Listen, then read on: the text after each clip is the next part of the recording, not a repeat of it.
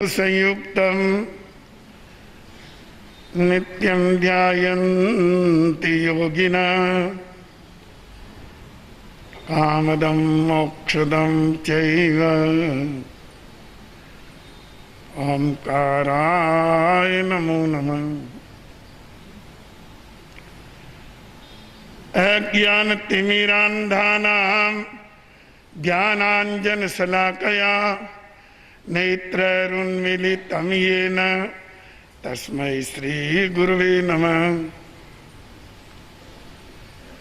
नमो दुर्वाररागादि वैरिवार निवारणे अरहते योगिनाथाय महावीराय तायिने। प्रिय श्रोताजनों, एक ऐसी बात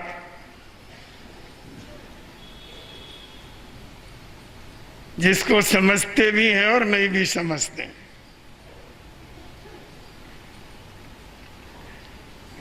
वह बात क्या है?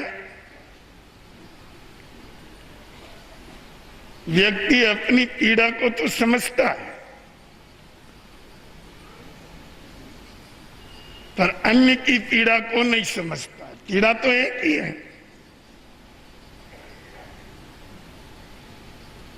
जैसा अपने को बुरा लगता है वैसी पीड़ा उसको भी हो रही है। आज पर्वाधिराज पर्यूषण का 6वां दिन है और हम 6 काया के बीच में हैं। पृथ्वी काय, अप काय, देव काय, वायु काय, वनस्पति काय और त्रस्त काय। परमात्मा भगवान महावीर का जीव विज्ञान इस विश्व में बेजोड़ है। तकलीफ यह है कि उसको कोई समझने का नाम नहीं लेता, प्रयास नहीं करता। सारे विश्व को 6 शब्दों में बांध देना और उनका व्यवस्थित विभाजन कर देना, ये मामूली बात नहीं। जितने जड़ पदार्थ हैं, पृथ्वी, आप, तेजस, वायु, वनस्पति, जो स्वयं चलते फिरते नहीं हैं,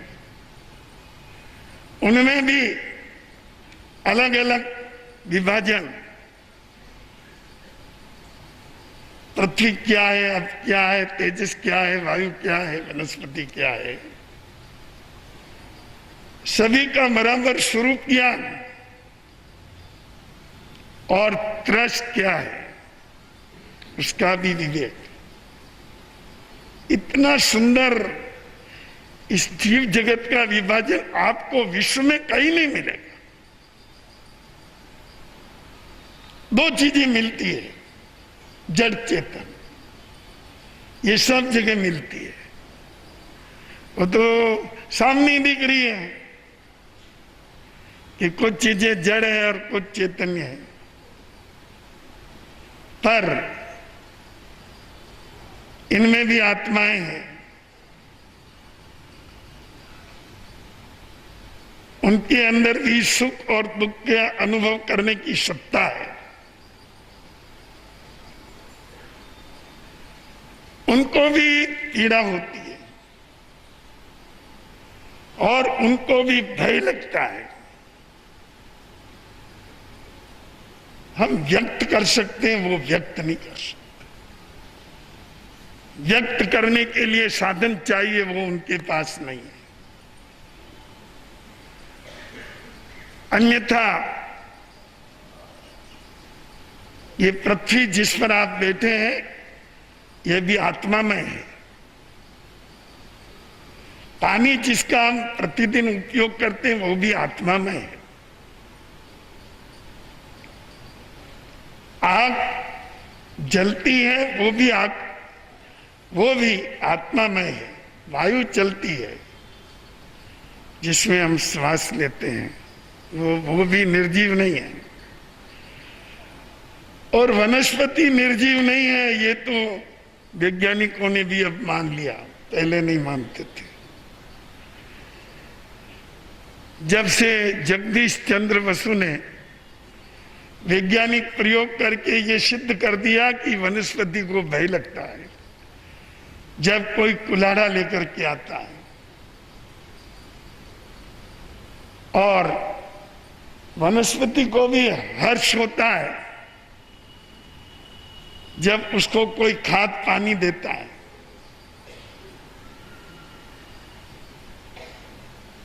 अनेक वनस्पतियां ऐसी है जो मानव के छूने मात्र से इकट्ठी हो जाती है, उनको भय लगता है और वो सामने दिख जाता है अपने को भी। तो बंधुओं, परमात्मा भगवान महावीर प्रभु ने ये जीव विज्ञान जो स्पष्ट किया, उसके पीछे उनका लक्ष्य कोई जीव जगत का वैज्ञानिक बनने का उनका कोई लक्ष्य नहीं था। उनका लक्ष्य था मानव अधिक से अधिक अहिंसात्मक जीवन जिए और क्रूरता, निर्दयता, कठोरता, अपव्यय आदि बुराइयों से स्वयं को बचाए। उससे उसकी चेतना में जो निर्मलता आती है वह उसका स्तर ऊंचा उठाती है और एक मानव को महामानव, विश्व मानव, यहां तक वह आगे बढ़ जाता है। तो बंधुओं, इस सारी जो जीवन की व्यवस्था जिसमें सद्काया का उपयोग होता है, उसमें हम किस तरह अधिक से अधिक हिंसा से बच सके, उसके मूल में एक भाव चाहिए।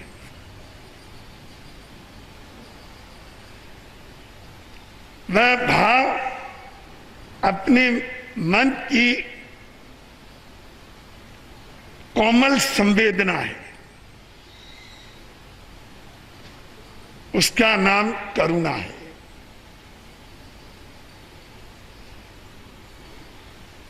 करुणा ये मानव को मानव बनाए रखती है, मानव को राक्षस और हैवान बनाने से बचती है। आप अगर एक परिवार में रहते हैं, एक समाज में रहते हैं, तो आपको करुणावान बन करके ही रहना होगा। परस्पर सहयोग की दृष्टि रख करके ही रहना पड़ेगा और हिंसा आदि क्रूर कर्मों से स्वयं को बचा करके जीना पड़ेगा। और ऐसा हो सकता है केवल हम अपने अंदर इस हृदय को पत्थर न बनाए। हमारी संस्कृति में हृदय कमल कितना सुंदर शब्द है। ये हृदय कमल की तरह हो। कमल कोमल होता है, निर्लेप होता है, शुद्ध होता है। अपने हाथ हैं, उनको भी कमल की उपमा है हमारी संस्कृति में। कर कमल, पांवों तक को हमारे यहां कमल कहते हैं, पद कमल। इसका अर्थ क्या है? इन सब से हम कोमल व्यवहार करें, अपने हाथों में से भी कोई क्रूरता न लाएं, पांवों से भी कोई क्रूर व्यवहार न करें, वाणी से भी हम कोई क्रूर शब्द न बोलें, और अपने हृदय में भी कहीं क्रूरता न आए। यह एक हमारी संस्कृति के मूल संदेश है, पर आज मानव लगभग भूल चुका है और भूलता जा रहा है। अपने माता पिता के प्रति भी संवेदनशीलता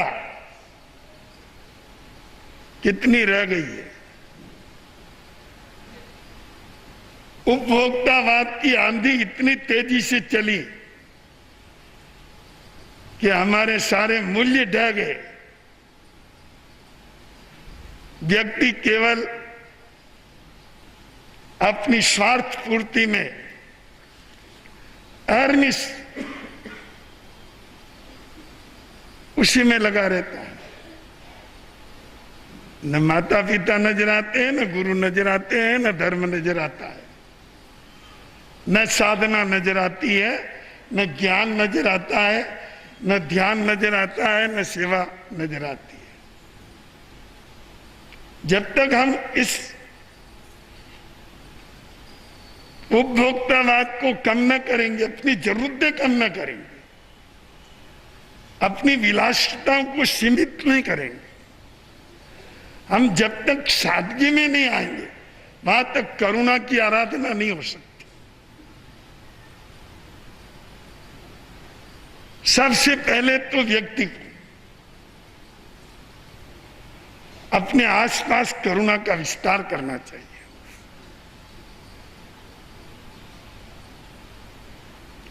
हिंसा की क्या प्रकार है उनको समझना चाहिए। प्रत्यक्ष हिंसा और परोक्ष हिंसा। बेशक हम प्रत्यक्ष हिंसा करने से डरते हैं,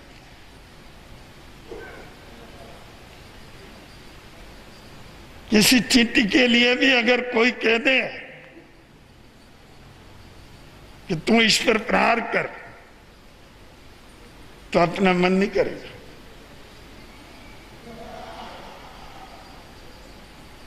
यह प्रत्यक्ष हिंसा से तो कहीं न कहीं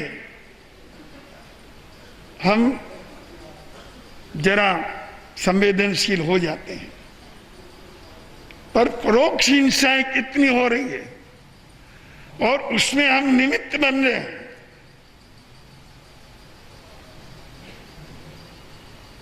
आप विवाह शादियों में और अपने अन्य कार्यक्रमों में जो करोड़ों का अपव्यय कर रहे हैं, बड़े बड़े भोज, खर्चीले भोज, और उसमें भी आधा खाया जाता है, आधा नष्ट होता है। आपको पता है ये भी एक हिंसा है। जो अन्न किसी और के पेट में जा सकता था, उसको आपने गटर में डाल दिया। आप इस परोक्ष हिंसा को भी समझा करो। आप अपना प्रदर्शन करते हैं और दूसरे को अपमानित करते हैं, यह भी एक हिंसा है। क्यों नहीं आप सादगी से अपना व्यवहार करें? सादगी से जीवन व्यवहार करने से दो लाभ। एक तो आप व्यर्थ के खर्चे से बच जाएंगे,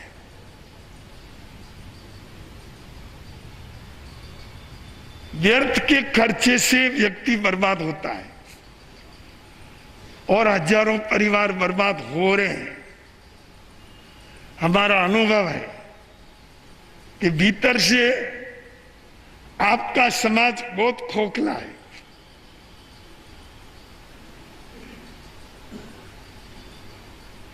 जो दिखाई दे रही है लाली वो बहुत थोड़ी है।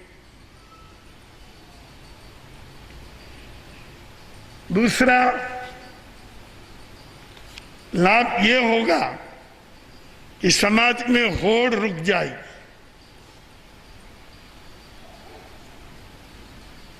तो बंधुओं,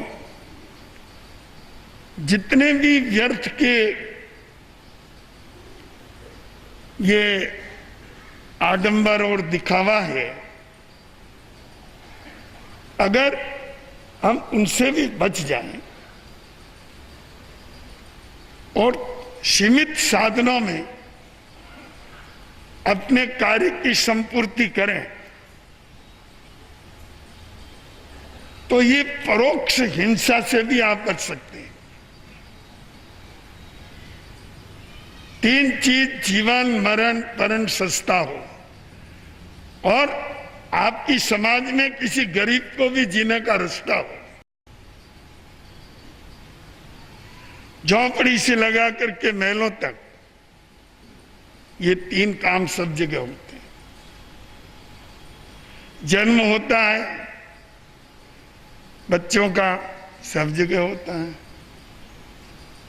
बंगलों में भी और साधारण घरों में भी। मरण भी सब जगह होते हैं, कोई अछूता नहीं। और परण ये भी सबको करना ही पड़ता है। ये समाज की अनिवार्य प्रवृत्तियां हैं। ये अनिवार्य प्रवृत्तियां जितनी सस्ती होगी, जितने आप इसमें संयम बरतेंगे, जितना आपका इसमें प्रदर्शन टलेगा, आपको अपने वर्तमान और भविष्य के लिए बहुत सुकून मिलेगा और आप भीतर से मजबूत होते हुए चले जाएंगे। जब तुम्हारे पास अच्छी आर्थिक संपन्नता होगी, अपने बच्चों को अच्छा पढ़ाओगे, तुम्हारा व्यवसाय भी आगे बढ़ेगा, तुम्हारी जो प्रतिभा है उसको तुम ठीक विकसित कर सकोगे। पर जब भीतर से ही खोखले हो तो दिन रात यही चिंता सताती रहती है कि ये काम निकल गया, अगला काम कैसे करना, ये काम निकल गया, आगे का काम कैसे करना। लगभग सभी इस चिंता में पड़े हैं। इस चिंता से मुक्त होने का मार्ग सादगी है और सादगी करुणा का अंग है। जिसके दिल में दया है वह परोक्ष हिंसा नहीं करता है। तो बंधुओं, कई लोग चमड़े के चमकदार जूते, बेल्ट, पर्स, आपको पता है कि ये कैसे तैयार होते हैं? इनके पीछे हजारों लाखों प्राणियों का वध होता है। मैं जानता हूं कि तुम चंद लोगों के छोड़ देने से कोई हिंसा नहीं रुक जाएगी, और तुम हो ही कितने। उनमें से भी अधिकतर तो प्लास्टिक के काम में लेते हैं, पर जो भी लेते हैं अगर वे इनका उपयोग न करें तो कम से कम वो तो परोक्ष हिंसा के भागीदार न बने। भाई तुम तो बचो, वो प्राणी बचा न बचा।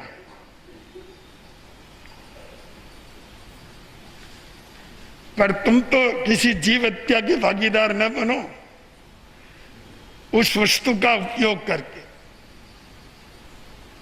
तो बंधुओं, अपने अंतःकरण के अंदर करुणा की धारा ला के जिए। अपने परिवार में भी जिन माता पिता का अनंत उपकार है, जिन्होंने अपने को नया जन्म दिया है, आज उनसे बात करने की भी फुर्सत नहीं है। मैं कई जगह भ्रमण करके आता हूं। यह अनुभव की बात कहता हूं कि आज 55-60 वर्ष से लगाकर 70-75 वर्ष 80 वर्ष तक के वृद्ध स्त्री पुरुषों की जितनी दुर्दशा है और किसी वर्ग की नहीं है।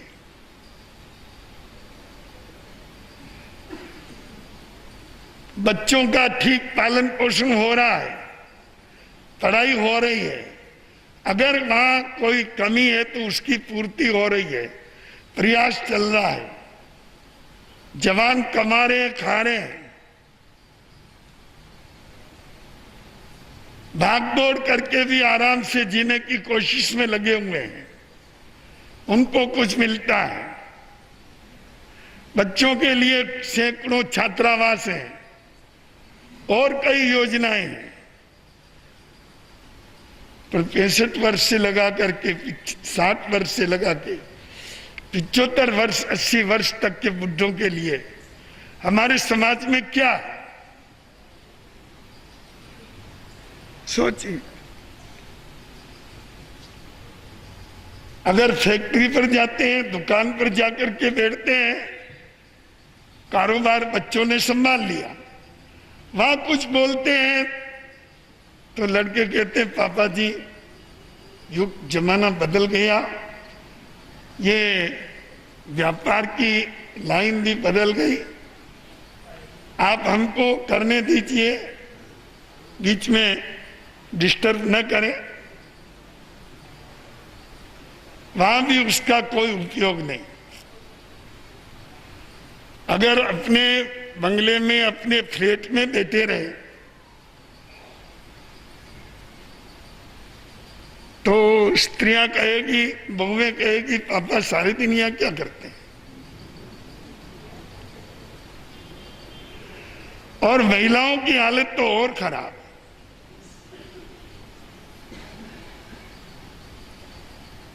ऐसी स्थिति समाज में क्यों पैदा हो रही है? इसलिए कि ये बेटे नाम के जो कीड़े हैं ना, इनकी संवेदना मर गई है। उनको केवल अपने स्वार्थ, अपने मौज मजे के अलावा कुछ दिखता नहीं है।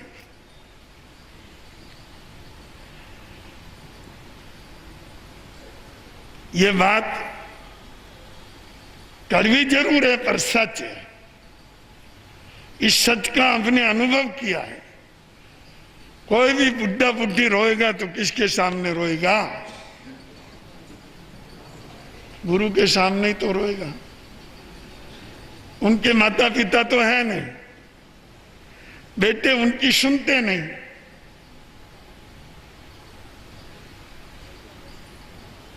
अब और कठिन परिस्थिति हो गई है।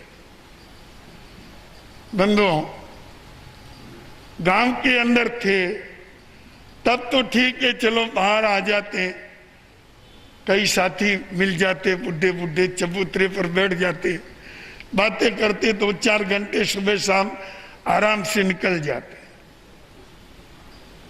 अब वो स्थिति भी खत्म हो गई है, क्योंकि पुत्र सब बंबई, अहमदाबाद, सूरत, कलकत्ता आदि दिल्ली इन शहरों में कमाते हैं, नहीं रहते हैं। और पीछे वृद्ध स्त्री पुरुष माता पिता उनके, वो रहे तो थोड़ी बहुत सेवा भी कौन करे। और वहां तो फिर कोई तकलीफ हो जाए तो हॉस्पिटल ले जाने वाला भी नहीं। तो माता पिता को मन माने न माने, जी लगे न लगे, उनको बेटों के पास ही रहना पड़ता है। और रहना भी चाहिए। ये अवस्था ऐसी होती है जिसमें किसी के सहयोग और सेवा की जरूरत होती है, और वह जिम्मेदारी पुत्र और पुत्रवधुओं की होती है। जब पुत्र और पुत्रवधुएं अपने कर्तव्य का पालन नहीं करते, पत्थर की तरह कठोर हो जाते हैं, वृद्ध माता पिता की सुनते नहीं हैं, 24 घंटे के अंदर आधा घंटा 10 मिनट भी उनके पास बैठ करके उनकी इच्छाएं, उसकी भावनाएं सुनने और समझने की कोशिश नहीं करते हैं, तो समझिए, बताइए उसकी क्या हालत होगी।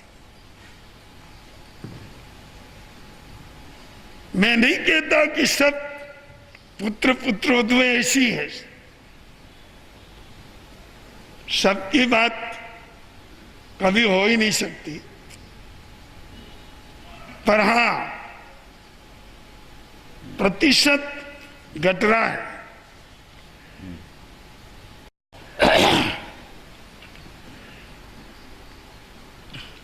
अच्छे पुत्र और अच्छी पुत्र वधुओं का प्रतिशत घट रहा है, और उनका प्रतिशत बढ़ रहा है जो उनकी उपेक्षा करते हैं। तो बंधुओं, परमात्मा भगवान महावीर ने तो यह कहा है कि तुम्हारे आंगन पर अगर एक पशु भी बंधा हुआ है, उसकी भी दया करो, उस पर भी अधिक वजन मत ला दो, उसके खाने पीने में अंतराय मत दो, उस पर ऐसा कोई प्रहार मत करो जिससे उनकी चमड़ी कट जाए, उससे भी प्यार करो। भगवान महावीर ने तो चंड को शिक्षा दी, प्यार किया। परम क्रोधी, जहर उगलने वाला, फिर भी उन्होंने अमृत की धारा दी। ऐसे दयालु एक संगम देव ने 6 महीने तक उपद्रव किए, उनको साधना से भ्रष्ट करने के लिए उसने क्या क्या नहीं किया। अनेक प्रकार से उनको प्रताड़ित किया, अनेक तरह से प्रहार किए, अनेक प्रकार से उनको साधना से गिराने की कोशिश की, पर महावीर तो फिर महावीर ही है। बंधुओं, उस चेतना के उत्कर्ष को हम किसी से नाप नहीं सकते। हिमालय भी उसके सामने छोटा है। सचमुच महावीर निराली, उन्होंने जो निर्णय किए हमेशा उसके शीर्ष तक पहुंचे और जो निर्णय किए बहुत अंतःकरण की गहराई में उतर करके किए।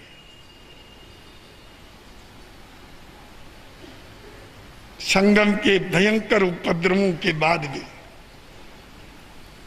जब वो हार गया तब नमन करके जाने लगा कि मेरी भूल माफ करना।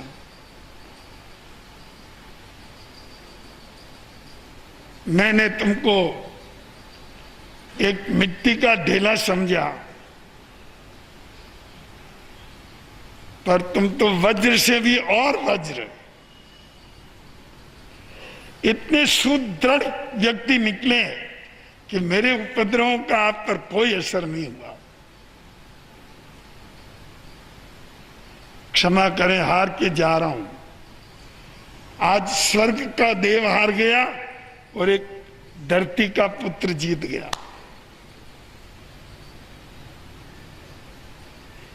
उसने देखा भगवान महावीर की आंखों में पानी है।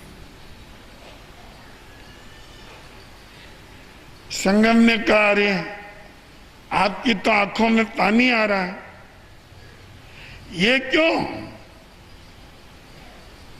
आपको तो खुश होना चाहिए ना कि आज मेरा पीछा करने वाला, कष्ट देने वाला, हैरान करने वाला, उपद्रव करने वाला ये दुष्ट यहां से जा रहा है। बहुत खुशी की बात है। आपको प्रसन्नता क्यों नहीं है?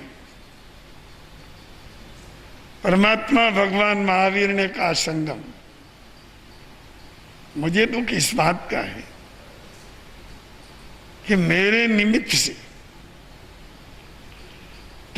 तेने मेरू जितने कर्मों का बंधन कर लिया है, इतने कर्म बंधन किए, क्योंकि मैं तो निर्दोष था, अपराधी तो हूं नहीं तेरा। अपराध, निरपराध निर्दोष प्राणी पर जुल्म ढोने में तेने कोई कमी नहीं रखी। इनके नतीजे क्या होंगे? अभी तो तुम देर है, पर उसके बाद जितनी दुष्ट योनियां है उनमें तेरा जन्म मरण चलेगा। नरकों में भी, त्रियंचों में भी, न मालूम तो कहां कहां जाकर के दुख उठाएगा, इन कर्मों का फल भोगेगा। तुम्हारी उस पीड़ा को याद कर रहा हूं मैं कि ये भी आत्मा है, इसको कितना कितना दुख झेलना पड़ेगा। इसलिए करुणा के कारण मेरे मन में, मेरी आंखों में पानी उमड़ आया। बंधुओं, अपने प्रति बहुत अनर्थ कर लेने वाले के प्रति भी बहुत दूर की बात सोच करके करुणा की धारा बहा देना, यह कोई काम महावीर ही कर सकते हैं और किसी से यह संभव नहीं है। बंधुओं, जीवन के अंदर अपने व्यवहार में, अपनी वाणी में केवल स्थूल हिंसा का ही हम अधिक ध्यान रखें, यह तो ठीक ही है, गलत नहीं है। पर जो परोक्ष हिंसाएं हैं और किसी के प्रति घृणा के भाव, अन्य व्यक्ति को चुप जाए, ऐसी निर्दयी और कठोर भाषा का प्रयोग करे, ये भी हिंसा है। ये परोक्ष हिंसा है, सामने दिखती नहीं है। सामने वाले को कितनी पीड़ा हो रही है इसको समझना बहुत मुश्किल है। एक व्यक्ति मुनिराज के दर्शन करने आया, एक चींटी पर पांव लग गया। संत ने कहा, अरे पांव उठा, तेरे पांव के नीचे चींटी। उसने कहा, पांव तो उठा लिया, चींटी गायब हो गई। तो संत ने कहा कि अगर तुम हाथी के पांव के नीचे आ जाए तो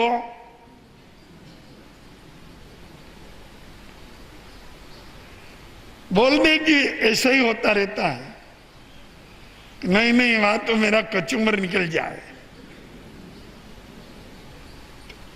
इस चींटी को कोई तोहफा मिला क्या तेरे से? इसके तो भी पांव टूट गए हैं, पर हमें अपनी पीड़ा का ज्ञान है, पर पीड़ा का ज्ञान नहीं है। इसीलिए मैंने आपको शुरू में कहा कि एक ही तरह की बात जिसको हम कुछ जानते हैं और कुछ नहीं जानते। हम अपनी पीड़ा जानते हैं, पर औरों की पीड़ा को समझना ये बहुत दुष्कर है, बहुत कठिन है। और जब और वसुदेव के पुत्र होना, देवकी के अंगजात होना, ये कोई खास बातें नहीं है। महाभारत के अंदर पांडवों का साथ देना व्यवहार है, पर सुदामा जैसा अत्यंत पीड़ित व्यक्ति, अभावग्रस्त व्यक्ति, कोई बहुत पुराना मित्र सामने आ गया, सब कुछ भूलकर उनकी सेवा में लग जाना, ये श्री कृष्ण से ही संभव है। यही तो उनकी महत्ता है। व्यक्ति कहानियों पर ध्यान देते हैं, उसके अंदर की महत्ता पर ध्यान नहीं देते। कहानियों में रही हुई जो महत्ता है, आंतरिकता है, उस घटना में रहे हुए मर्म है, उनको समझना चाहिए। श्रेणिक ने पूछा कि अभय कुमार, मेरी नगरी में धर्मी कितने और पापी कितने? अभय कुमार ने देखा ये तो बड़ी पेचीदी बात है, मैं कैसे पता लगाऊं कौन धर्मी है कौन पापी है? पर फिर राजा, मालिक का मालिक कौन? जब राजा ने कह ही दिया है तो कुछ न कुछ करना पड़ेगा। बुद्धिमान तो थे। रात्रि में सोचते हुए एक बात ध्यान में आ गई। नगर के बाहर वो दो तंबू लगा दिए, एक काला तंबू एक सफेद तंबू, और नगर में घोषणा करा दी जो पापी है वो काले तंबू में जाए और जो धर्मी है वो सफेद तंबू में जाए। अभय कुमार ने देखा, मैं कहाँ सिर पे लूं, कौन धर्मी कौन पापी, अपना अपना फैसला करते रहेंगे। सफेद तंबू में भीड़ लगी हुई है, तिल धरने की जगह नहीं, हजारों लोग बाहर खड़े, वो भी कहे हम इसके साथ हैं, पर काले तंबू में कोई नहीं, केवल एक का दुक्का व्यक्ति है। श्री कृष्ण सैनिक ने कहा कि अभय कुमार क्या हुआ, पधारिए, आप देख लीजिए तो आपकी नगरी में धर्मी कितने पापी कितने। सफेद तंबू में आके देखा तो सब तरह के व्यक्ति, जुआरी, हत्यारे, कसाई खाना चलाने वाले, दुराचारी, वेश्याएं और न मालूम कत्ल खाने चलाने वाले, झूठ बोलने वाले, बेईमानियां करने वाले, सब तरह के पापी लोग वहां भरे हुए हैं। अरे भाई तू तो इतने पाप करता है, यहाँ कैसे? मैं भी कोई अगरबत्ती लगाता हूँ, किसी देवता की पूजा करता हूँ, मैं भी भगवान के 2 नाम लेता हूँ, मैं काले तंबू में क्यों जाऊं? सैनिक ने कहा गपला हो गया, समझ में नहीं आता, यहां तो सब तरह के लोग भर गए। अभय कुमार ने कहा चलो काले तंबू में चलो। वहां गए तो 2 व्यक्ति बैठे थे, एक प्रौढ़ थे, एक थोड़ा युवक था, अपनी धर्म साधना कर रहे थे। सैनिक और अभय कुमार आए, खड़े हुए स्वागत किया, कहा पधारिए, बहुत जगह।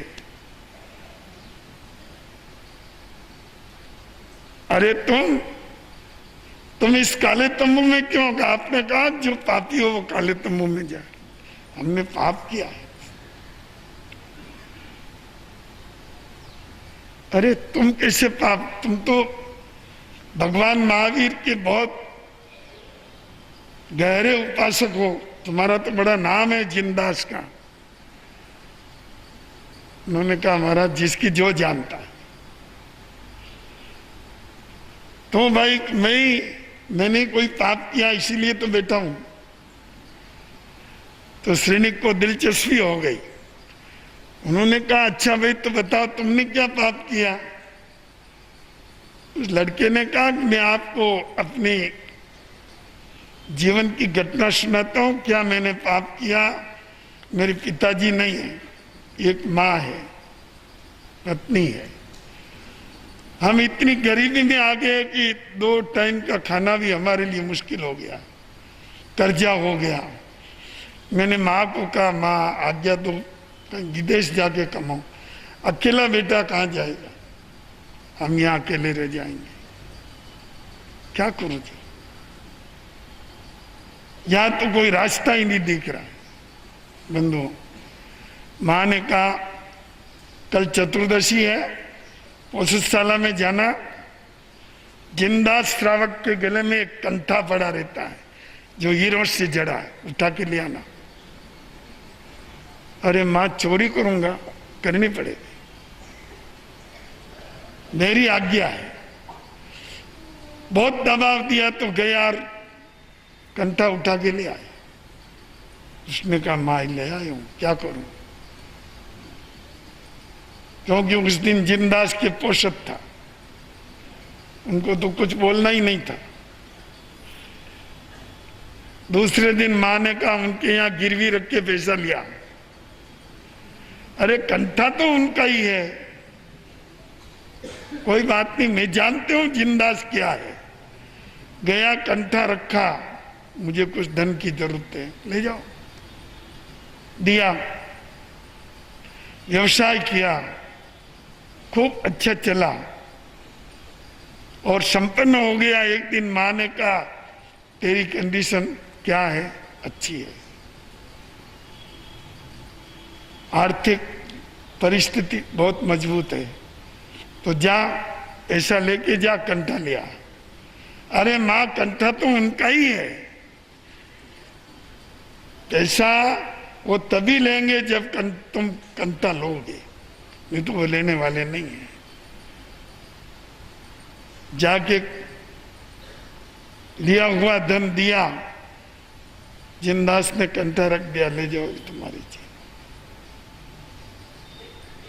ले आया। दूसरे दिन चतुर्दशी थी, माँ ने कहा आज उनके पौषध है, वहीं ले जाके रख जहां से उठा के लाया, वहीं ले जा करके रख दिया। उसके आत्मा को बहुत संतोष हुआ, चलो कंठा ठिकाने पहुंच गया। दूसरे दिन जिनदास ने बुलाया, ये कंठा तुम्हारा यहाँ क्यों धरा? कि मैंने चुराया कि है आपका, कि तुमने उठाया उस समय मैंने वो उसरा दिया, अब मैं इसको काम में नहीं लूंगा। तो मेरा तो है ही नहीं, मैं काम में कैसे ले सकता? चलो इसको जिन शासन की सेवा में और किसी पीड़ित आत्मा को सेवा में अर्पित कर दिया जाए। हमारे यहाँ ये बात बनी तो उस युवक ने कहा कि मैं काले तंबू में इसलिए बैठा हूं कि मैंने पोषदशाला में चोरी की।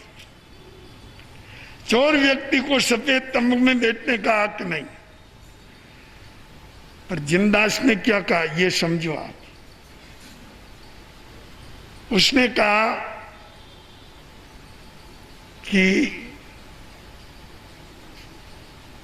मैंने बहुत बड़ा अपराध किया जब मैं जानता था कि ये बहुत तकलीफ में है और मेरे पास होते हुए भी मैंने इसकी मदद नहीं की। अगर मैं समय पर इसको सहयोग देता था, ये मेरे साथी का लड़का है, तकलीफ में है, जानता हूं, पर न मालूम मुझे क्या सूझी, मैंने कोई इसका हाथ पकड़ा नहीं, सहयोग दिया नहीं, चोरी करनी पड़ी इसको। तब मुझे महसूस हुआ कि ये पाप इसका नहीं, ये मेरा है। अगर हम अपने स्वधर्मी की समय पर मदद कर दें, सहयोग कर दें, तो वो गलत काम करने से भी बच सकता। सैनिक ने कहा, अभय कुमार, सच्चे धार्मिक के दर्शन हो गए। वो काले तंबू सफेद तंबू वाले वो तो सब पाखंडी है। बंधुओं, करुणा का एक ये भी रूप है कि हम अपने निकटवर्ती, अपने सहयोगी, अपने साथ जीने वाले, अपने स्वधर्मी, उनकी मदद करें, समय पर उनको सहयोग दे करके उनको खड़ा करें, वो गलत दिशा में न जाएं, हम अपना सहयोग का कर्तव्य निभाएं। स्वधर्मी सेवा कहलाती है, जो आज बहुत कम हो गई है। स्वधर्मी सेवा, वात्सल्य भाव स्वधर्मियों के प्रति ये समाप्त हो गया है। आपको तो फुर्सत कहाँ है, आपके पास है ही कहाँ जो किसी स्वधर्मी की सेवा करो। आप तो शादियों में उड़ाओ 50 लाख, 30 लाख, 40 लाख, कमाओ, खोखले होते जाओ, कमाओ, खोखले होते जाओ, प्रदर्शन में, दिखावे में अपने को बर्बाद करते जाओ। आपके पास इतना है कहाँ कि किसी अपने समाज के प्रतिभाशाली बच्चे को आगे पढ़ाने की मदद कर सको, अपने समाज के किसी गरीब व्यक्ति की दुकान लगवा सको, उसको सहयोग दे सको, उसको कोई रास्ता बता सको और उसमें अपना योगदान दे सको। ऐसी तैयारी तुम्हारे पास है ही कहाँ है। तुमको तो आडंबर करने से ही फुर्सत नहीं है, फिजूल खर्ची से ही फुर्सत नहीं है। तुम्हारे पास है क्या? ऊपर से दिखावा बहुत कुछ है, अंदर से खोखले हो। क्या करोगे तुम? किसी स्वधर्मी की सेवा जिनदास की तरह, यह भी एक करुणा है। करुणा होती है व्यक्ति अपने निकटवर्ती और परवर्ती जो भी होता है उसके प्रति करुणा की भावना से प्रेरित होकर के उनकी सेवा करता है। तो बंधुओं, आज पर्वाधिराज पर्यूषण के 6ठे दिन ये जो मैंने 6 काय की रक्षा के संदर्भ में जो कुछ विचार प्रकट किए उनको आत्मसात करो, जीवन में उतारो, इस पर मनन करो, अपना ये पर्यूषण मनाना सार्थक हो जाएगा। इसी विषय में एक बात और कह देता हूं, कड़वी तो है पर कहना जरूरी है। एक, आप समाज में जो कुछ करते हैं सबका सहयोग लेते हैं, ठीक है? समाज के काम सहयोग से ही चलते हैं। बाप जी का चौमासा हो रहा है, गुरु महाराज का, मुनि राजों का, मां सतियों का टीप लिखो। व्यक्ति समाज के साथ जुड़ा है, शक्ति अनुसार, कभी कभी शक्ति से भी ज्यादा पर लिखता है। कभी धार्मिक आयोजन हो गया तो लेके जाते हो, रसीद बुक लिखो भाई ये आयोजन हो रहा है। स्थानक बनाते हो तो जा रहे हो, बोले भाई अपने यहाँ धर्म स्थानक बन रहा है, तुम लिखो। शक्ति अनुसार सब व्यक्ति लिखते हैं। पर मैं एक बात आपको पूछता हूं कि अगर किसी एक्सीडेंट के अंदर वो व्यक्ति मर गया, उसके 2-3 बच्चे हैं, वो भी नादान है, एक पीछे विधवा पत्नी है, इनकम का कोई जरिया नहीं है। सबके पास इनकम का जरिया रहना जरूरी कहाँ है? होता ही नहीं है। कभी समाज ने जाकर के पूछा कि तुम्हारे घर की क्या, बहन तुम्हारे यहाँ कैसे चल रहा है, बच्चों की पढ़ाई का क्या हो रहा है, तुम्हारे जीवन व्यवहार चलाने के लिए क्या हो रहा है? पूछा? जो समाज केवल लेना जानता है, देने के लिए उसके पास कोई योजना नहीं है, वो समाज कितने दिन चलेगा सोचो? लेना ही लेना। आज वो परिवार संकट में पड़ गया तो सहयोग करने के लिए एक भी व्यक्ति आगे नहीं आता। कौन आवे? किसी को नहीं आना, समाज तो आवे। और समाज के पास कुछ हो तो आवे, और समाज के पास आवे ही कहां से? तुम्हारे पास ही कुछ हो तो आवे।